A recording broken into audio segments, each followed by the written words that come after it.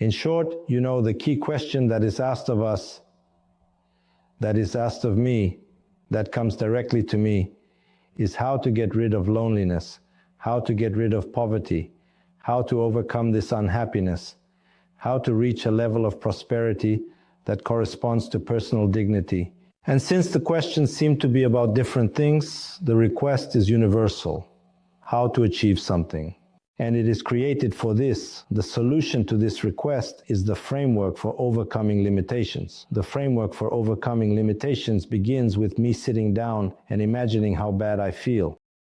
Do you understand how bad I feel? How bad I feel that I don't have that loved one, or that my loved one is far away. She has left. I am suffering, allowing myself to suffer deeply. But usually we suffer a little bit at a time. And here I begin by diving into the full depth of my suffering.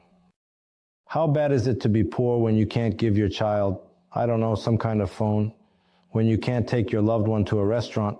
When you can't, just live the way you want? We don't all want that much. I gather all the emotions I have. I collect all the pain I have. On this subject, I don't want to postpone it to a night of howling into my pillow. I want to express it right now with some kind of outburst.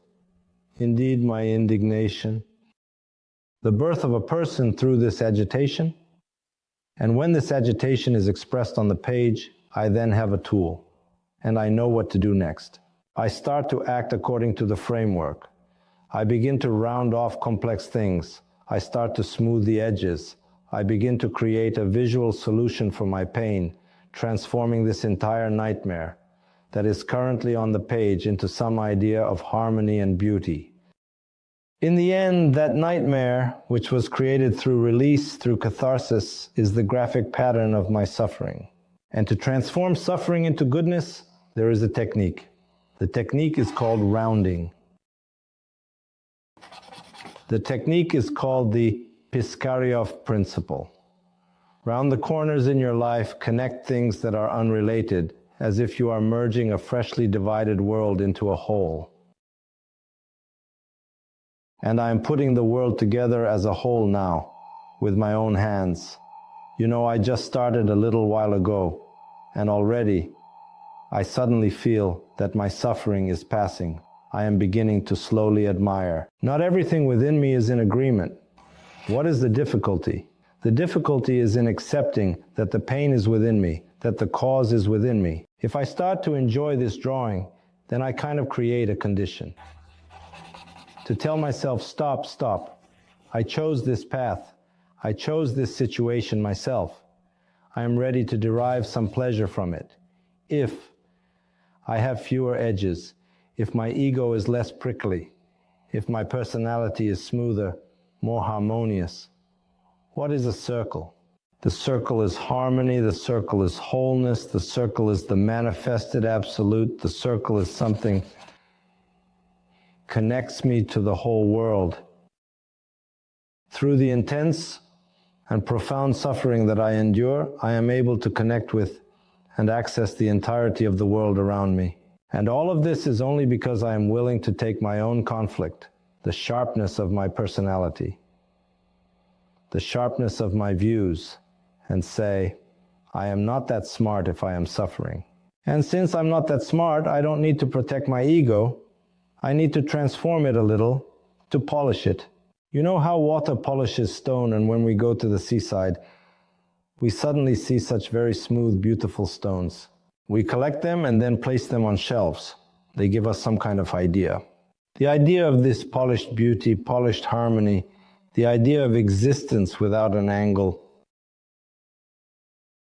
And the very same drawing that I am creating right now, I am creating the idea of refining my personality, refining the situation, polishing. The rounding and softening of existence makes us a little softer, a little more intelligent, a little more harmonious, gradually a bit happier. And even now, I can suddenly shift from a neurotic state to the idea of observation. Something inside me resists, but I calmly know what to do. I round it off. In this sense, the algorithm is a good guide. The constraint removal algorithm is a good guide, because when you are struggling, you always want to find some way to make life easier. But here it's not about making it easier, it's about being consistent. Around the corner, fragment by fragment of the drawing, gradually, I work through all the dissatisfaction with life that I can put into one drawing. And now my drawing is connected to the general dissatisfaction. Not everything is perfect.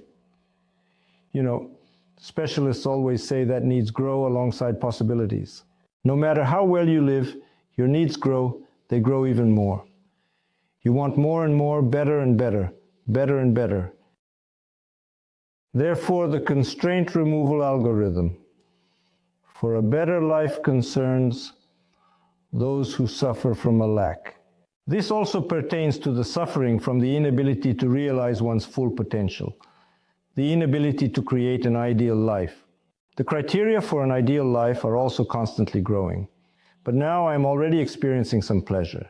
I am already enjoying it.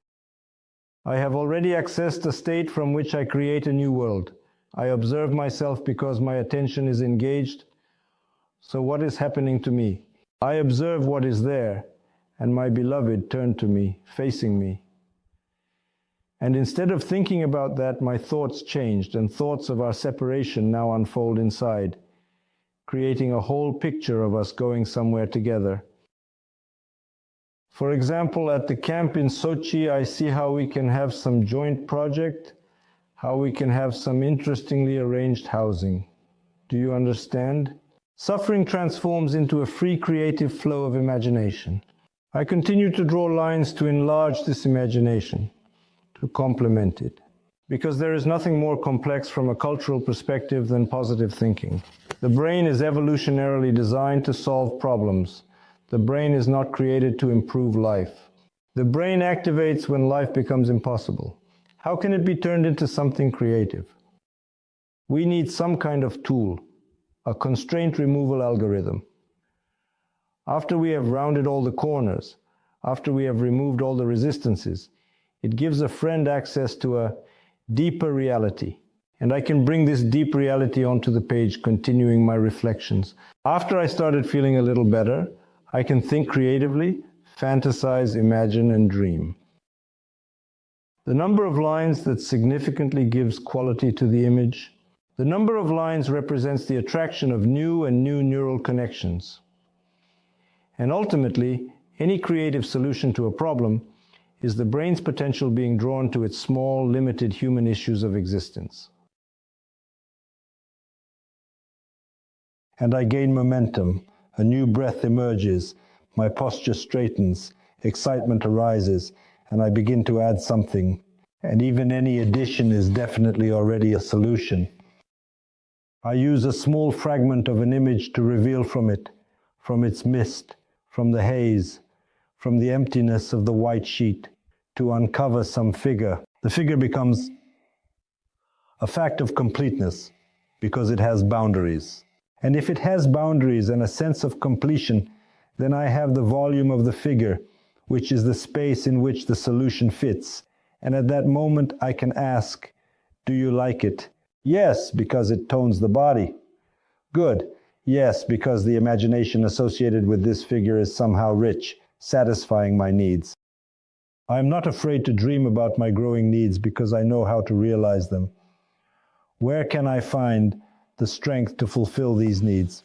Many people are afraid to dream at all because they know they lack the strength, but here the strength comes naturally.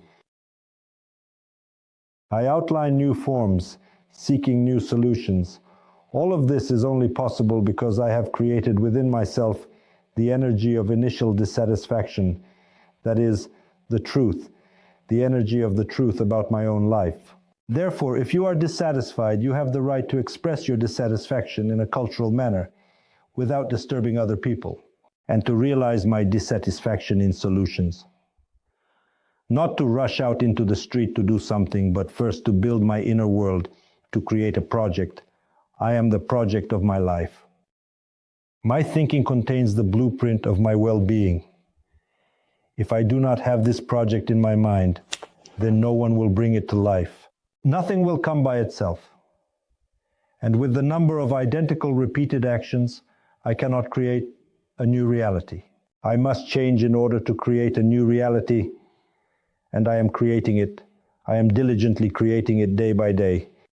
For several years in a row, that's why I tell myself that I know the reason for my good life.